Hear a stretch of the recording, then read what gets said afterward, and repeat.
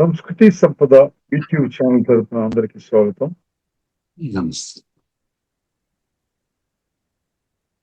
బద్ధ కవిత్వం, తెలుగు భాషా నైపుణ్యం అనే శీర్షికతో శ్రీ లోకనాథన్ గారు ధారావాహిక ప్రసంగం చేశారు.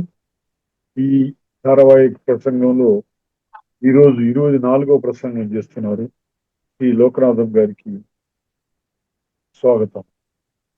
ధన్యవాదములు. మాన్యులు, ఆచార్యులు, తెలుగు భాషలో నైపుణ్యాన్ని అభివృద్ధి చేయాలి, నిపుణులుగా తయారు చేయాలనే సదుద్దేశంతో వారు ఈ మన సంస్కృతి సంపదను పరిపుష్టము చేయాలని ఎంతో ఒక యజ్ఞంగా భావిస్తూ దీన్ని కృషి చేస్తున్నారు. వారికి మనమందరం కూడా చేదోడు వాదోడుగా ఉండాలని నేను కోరుతున్నాను. మరి తెలుగు భాష మాధుర్యమైనటువంటి భాష, తేనెలులుకు భాష, దేహ నాడులన్నీ ఉత్తేజపరిచే భాష, అజంత భాష, అమృతమైనటువంటి భాష, అమృత బిందువులు ఒలికే భాష. మరి అన్ని దేశాలలో కూడా ఈ తెలుగు భాషను మనము ప్రపంచ వ్యాప్తంగా విశ్వవ్యాప్తం చేసి మన భాషలో ఉన్నటువంటి నైపుణ్యత నిపుణత్వమును చాటాలి. ఆ చాటే విధానంలోనే ఈ బంధ కవిత్వము ఒక భాగం. ఈ చిత్ర కవిత్వములో అలంకారము, శబ్దము, గర్భ కవిత్వము, మరి ఆసు కవిత్వము, విస్తార కవిత్వము, రకరకాలైనటువంటి భావాలతో, రకరకాలైనటువంటి ప్రక్రియలతో, అనేక ప్రక్రియలతో విరాజిల్లుతున్నది. అందులో ఈ పద్యం అనేది చాలా హృదయంగా ఉంటుంది.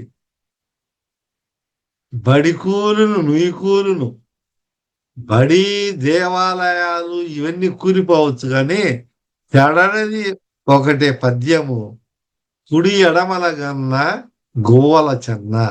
ఈ పద్యం చెడిపోయినటువంటిది. ఎందువల్ల అంటే అది ఛందోబద్ధమైనది, ఛందస్సుతో దాన్ని బంధించినారు.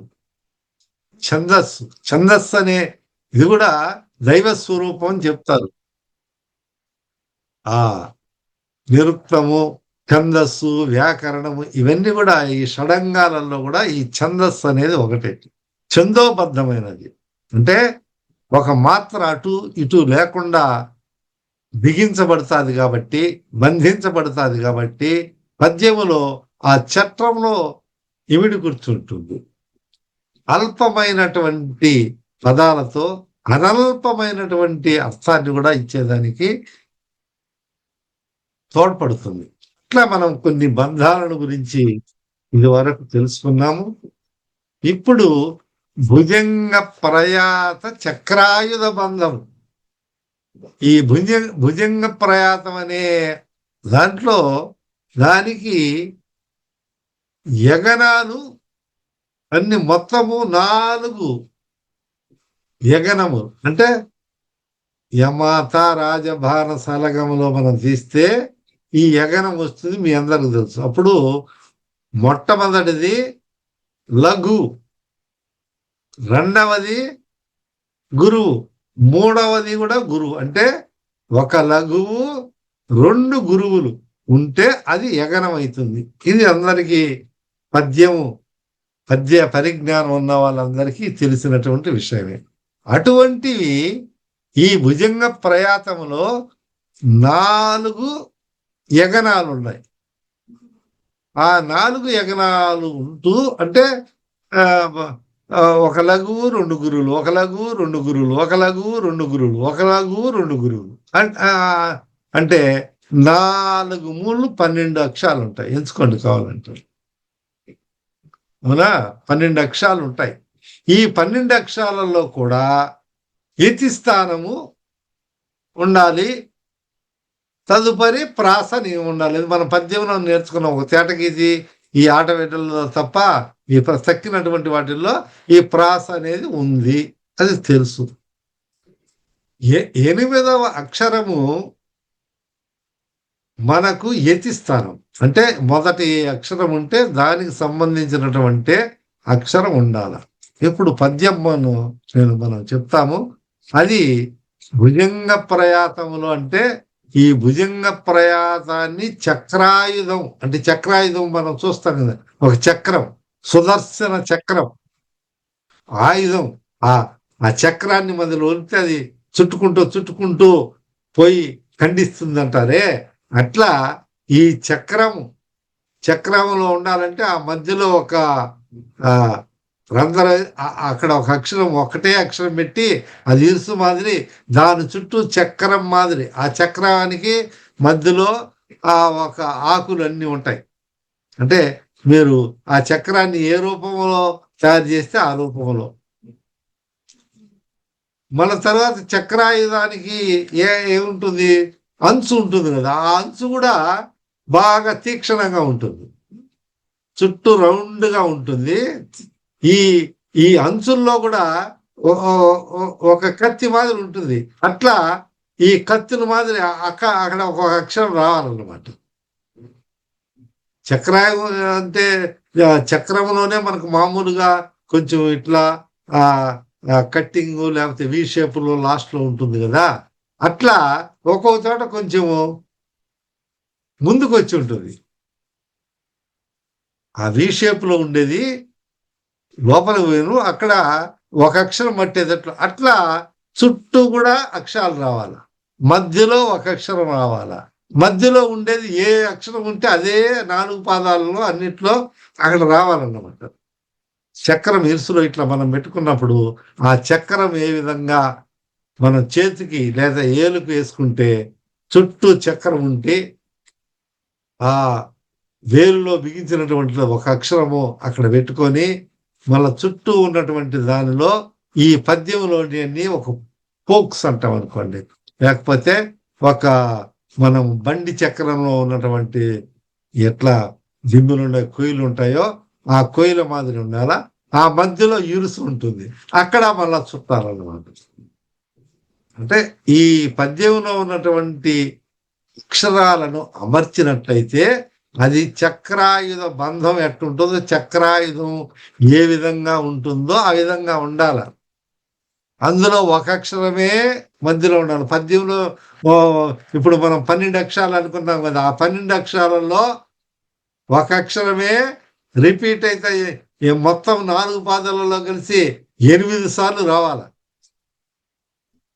అదేదో ఇప్పుడు చూస్తాం.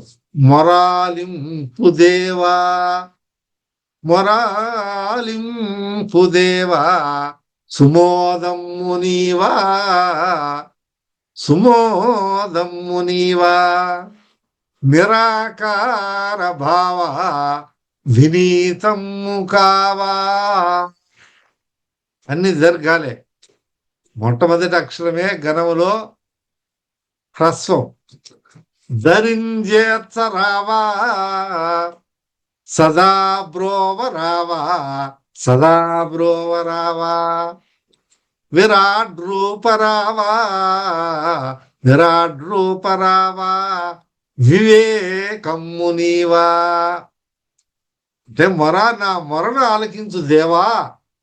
ఓ దేవా, ఇక్కడ మొర ఉంది, 2 అక్షరం. కాబట్టి ఆ మొరాలించరావా అనేది మనకు తెలుస్తూ ఉన్నది. అలాగే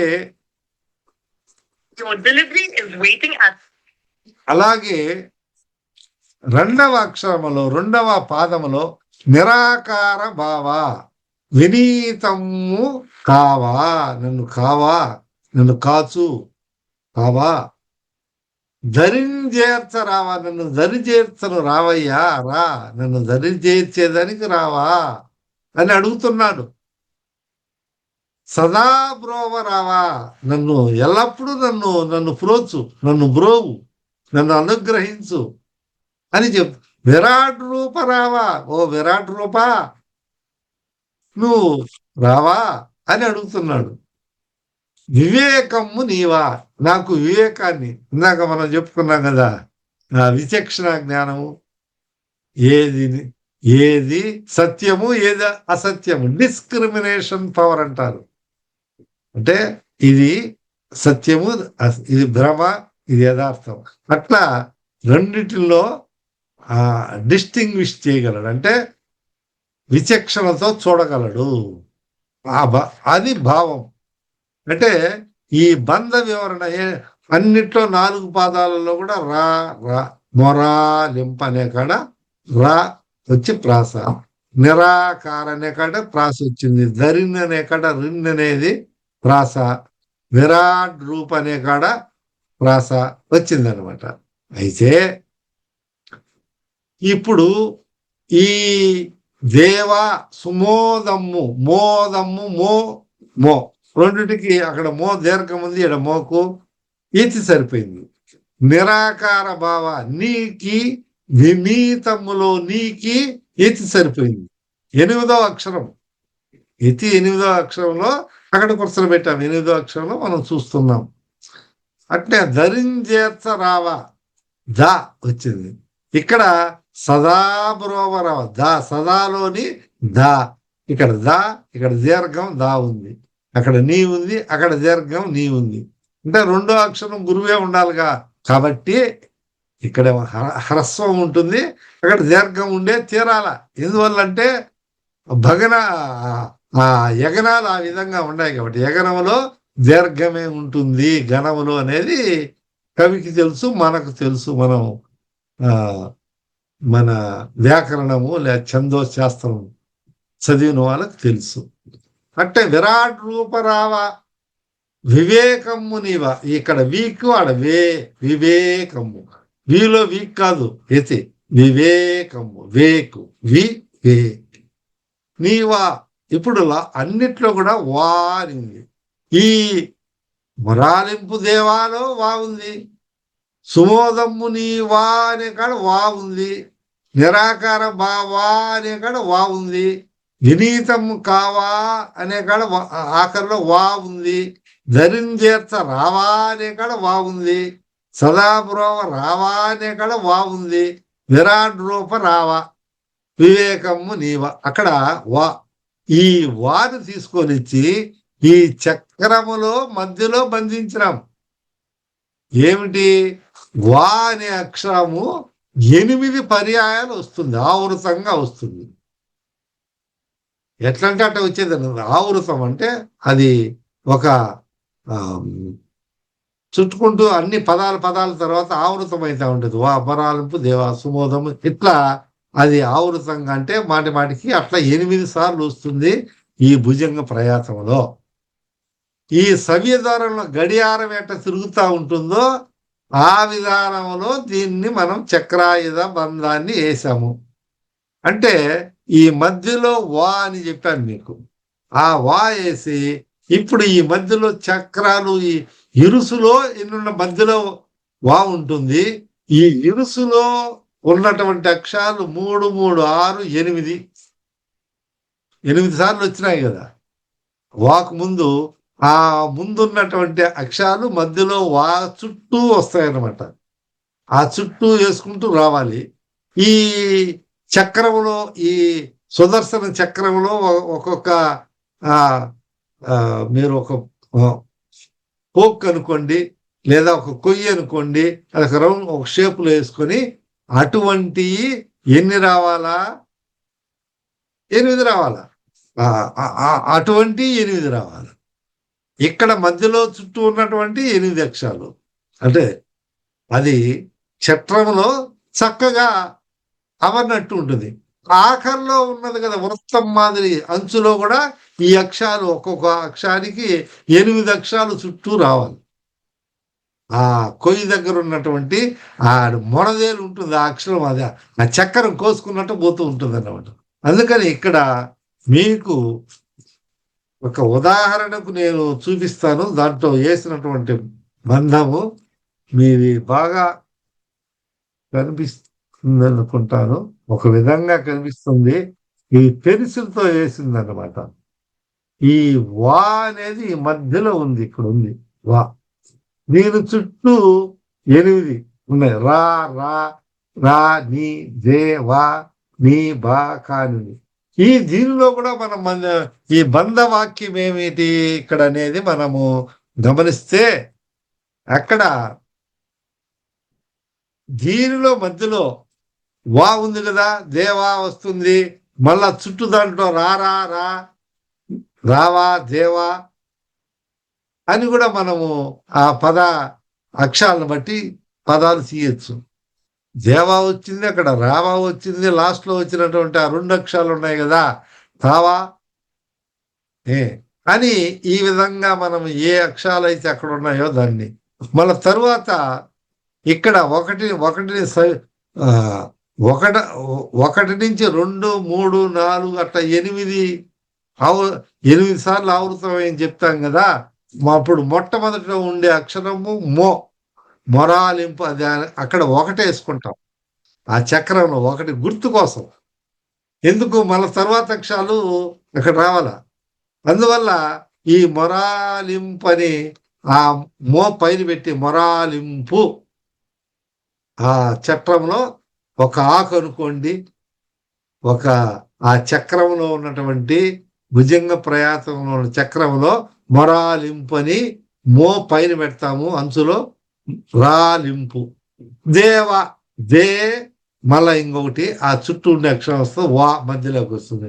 అదే విధంగా మన సుమోదమ్ము నీవ అంటే ఒకటి, సు అనేది ఇట్లా గడియారం చుట్టూ తిప్పినట్టు వచ్చింది కాబట్టి అక్కడ సు వస్తుంది. సుమోదమ్ము నీ వస్తుంది. మళ్ళా తర్వాత నిరాకార భావంలో నీ 3వ అక్షరం. అక్కడ నంబర్ వేసుకుంటాం మనం, 1, 2, 3 అంటే అర్థమయ్యేదానికి ఏ పదాలు పెట్టాడు, ఎట్ట పెట్టాడు అర్థమయ్యేదానికి కొంత అవగాహన 3, 4 ఇట్లా వేసుకుంటే మధ్యలో వా వస్తుంది. విరాట్ రూప అనే కాడ వి వచ్చి ఆ మోని మొట్టమొదటి దాన్ని పెట్టి దాని పక్కకు వచ్చి చేరుతుంది. అది 8 అంటే 1, 8 పక్క పక్కన ఉంటాయి, 2, 3 పక్క పక్కన ఉంటాయి. ఇట్లా తిరిగినప్పుడు ఈ మధ్యలో ఉన్నటువంటి వా వస్తుంది. రావా, దేవా, ఇంకా కూడా రారా, రారా, దేవా అని కూడా ఒక పదమున రాయొచ్చు బంధములో వాక్యం. అట్లా నీవే రావా అని ఇట్లా ఒక బంధవాక్యాన్ని మనం చేకూర్చవచ్చు అనమాట. అంటే ఆ విధానంలో మనము ఒక బంధించడం అక్షరాలను దీన్ని భుజంగ ప్రయాత చక్రాయుధ బంధము అని అంటారు. అంటే ఈ అక్షరాలు ఎక్కడా మధ్యలో రావాలంటే మధ్యలో ఒక అక్షరమే ఉంది కాబట్టి మనం యగనాలలో దీర్ఘం ఏ అక్షరమైనా వేసుకోవచ్చు. రావా అనే బదులు రారా అని వేసామనుకోండి, చెప్తా రావా అన్నాము, దాని బదులు రావా, లేకపోతే నా రాత, రారే, కారే అని వేసామనుకోండి, అక్కడ ఆ ఛందస్ ప్రకారం ఏమో అర్థం వస్తుంది, తరువాత భావం కూడా వస్తుంది. సదాపురావా రావా అనే బదులు రారా అని అన్నాం అనుకోండి, లేకపోతే రండి అన్నాం అనుకోండి, అక్కడ 2వ అక్షరం వా లేకపోతే, ఆఖరిలో ఉన్నటువంటి అక్షరం వా లేకపోతే ఇది మధ్యలో కుర్చలు పెట్టేదన్నాం. మధ్యలో ఆ రంధ్రం విష్ణు చక్రం ఉన్న ఒకే అక్షరం ఉండాలి కాబట్టి అన్నిటిలో తప్పనిసరిగా ఈ భుజంగ ప్రయాత చక్రాయుధ బంధములో తప్పనిసరిగా ఒకే అక్షరం ఉండాలి. అంటే 2వ గణములో ఆఖరి అక్షరము, 4వ గణములో ఆఖరి అక్షరము ప్రతి పాదములోనూ ఒకటిగానే రావాలి. అది కవి గమనించుకుంటాడు. ఇప్పుడు దాన్ని బట్టి చూస్తే దేవ మొరాలింపు దేవా, సుమోదమ్ము నీవా, నిరాకార భావ, వినీతము కావా, ధరించేర్చ రావా, అంటే సదాపురం రావా, విరాట్ రూప రావా, వివేకము నీవు. అన్నిట్లో 2వ గణం ప్రతి పాదములో రాసేట్టు ఉండాలి, అది వచ్చింది దాని గురించి కాదు. ఈ ఈ వా వా అనేది రెండవ గణము ఆఖరిలో. ఎందుకు యగనములో ఎటు దీర్ఘం వస్తుంది కాబట్టి ఆ వా అనేది దీర్ఘమైనటువంటి వా రెండవ గణములోను ఆఖరి గణమైనటువంటి నాలుగవ గణములోను ఉన్నట్లయితేనే ఈ భుజంగ ప్రయాత చక్రాయుధ బంధములో విమర్చగలుగుతాం. ఇది ఒక నైపుణ్యం. ఇట్లా మీరు కూడా ప్రయత్నం చేసి రాస్తే ఇంకొకటి ఇక్కడ వా పెట్టాము, మీరు రా పెట్టండి ఇలా ఆఖరిలో. లేకపోతే ఇంకొకటి మీ ఇష్టం వచ్చినట్టు దేవి అని పెట్టండి, వి పెట్టుకొని రాసుకోండి. ఎట్లయినా రాసుకోవచ్చు. అది వాళ్ళ కవి యొక్క స్వేచ్ఛ, అతను తీసుకున్నటువంటి ఇతివృత్తము లేదా వస్తువు, దాన్ని బట్టి ఈ పరిజ్ఞానం ఉంటే ఈ భుజంగ ప్రయాత చక్రాయుధ బంధం 8 అన్నమాట. చక్రం తిప్పినట్టు చేతులు పట్టుకొని తిప్పుతుంటే అవన్నీ ఖండిస్తూ ఉంటాయి అన్నమాట. ఆ విధానంగా మనము దీన్ని బంధనం చేయొచ్చు. ఇంకా మీరు బాగా చాలా కలర్ఫుల్ గా చేయాలంటే ఒక్కొక్క ఆ మధ్యలో ఉన్నటువంటి పోక్ లేకపోతే ఆ చట్రంలో ఒక్కొక్క కలర్ వేసి రంగురంగుల హరివిల్లు మాదిరి ఆ అంచులో ఉన్నటువంటి ఒక్కొక్క అక్షరానికి ఒక్కొక్క కలర్ వేసి కూడా చూపించవచ్చు. అంటే అదంతా క్రియేటివిటీ, దాని యొక్క డెవలప్మెంట్. చిత్రమును బాగా ఆకర్షణీయంగా తయారు చేయవచ్చు, బంధ వాక్యాలు కూడా తయారు చేయవచ్చు. కాబట్టి ఆ బంధాన్ని మనం బంధించడంలో తెలుసుకున్నట్లయితే బంధ కవిత్వంలో కూడా సాధనమున పనులు సమకూరు ధరలోన అభ్యాసం కూసు విద్య. అభ్యాసం మాటికి చేయడమే అభ్యాసం అంటాం. కాబట్టి అభ్యాసం వల్ల అభ్యాస వైరాగ్యాభ్యాం తన్నిరోధ అని సూత్రం, పతంజలి సూత్రం కూడా చెప్పారు. పెద్ద విషయాలకు బ్రహ్మ విద్య నేర్చుకునేదని ఈ వీటిల్లో కూడా మరి అభ్యాసమే. ఎక్కడికి పోయినా అభ్యాసం. చెయ్యి వర్క్ ట్రైల్ అండ్ ఎర్రర్. ఆ విధంగా చేసుకుంటూ పోతే మనకు మంచి ఫలితాలు వస్తాయి. కాబట్టి మీరు తప్పనిసరిగా ఈ బంధ కవిత్వంలో ప్రయత్నం చేయండి. రాలేదు అనే బెంగ పక్కన పెట్టండి. వచ్చినా రాకపోయినా మీరు ప్రయత్నం చేయండి, ఒకరోజు వచ్చేస్తుంది. రాయంగా చీమలు నడవంగా రాతి మీద, రాతి బండలు అంటారే కొండలు, ఆ రాతి ఆ వాటి మీద పడతాయి. కొన్ని ఏళ్ళు నడిస్తే అక్కడ సన్నగా గీత మాదిరి సన్న దారి కనిపిస్తుంది. గమనించండి, ఎక్కడైనా రాతుల మీద ఎట్లా వచ్చింది ఇవి, ఆ చీమలు నడిచిపోయి అటు ఇటు ఉంటే అక్కడ రాయి వచ్చింది. ఆ విధానంగా ఆ రీతిలో ప్రయత్నపూర్వకంగా చేస్తే త్వరగా వస్తుంది, ప్రయత్నం లేకుండా చేస్తే కొంతకాలం వస్తుంది. ఇంతకు వస్తుంది. ఒకరోజు విత్తనం వేస్తే ఈ రోజు ఇంకొక రోజు అది మొలుస్తుంది. దానికి నీరు ఎరువు ఇన్ని పోషిస్తే త్వరగా వస్తుంది. కాబట్టి అదే సూత్రం ఇక్కడ కూడా. బంధ కవిత్వం కానీ, చిత్ర కవిత్వం కానీ, వచన కవిత్వం కానీ ఏదైనా తీసుకోండి. ఇటువంటి ప్రయత్నం మనం చేసి మనము మన తెలుగు భాషా నైపుణ్యం, ఇదో మా భాషలో ఈ విధంగా ఉన్నది, మీ భాషలో ఏమైనా ఉంటే చూపించాలని మనం చెప్పవచ్చు. అరే ఇదేదో బాగుంది అని ఇతర భాషల్లో వాళ్ళు కూడా మనల్ని అనుకరించి చేసేదానికి వీలుంటుంది. కొన్ని వాళ్ళకు ఎతులు ఎన్ని లేవు కాబట్టి కొన్ని ఇబ్బందులు కూడా ఉండవచ్చు.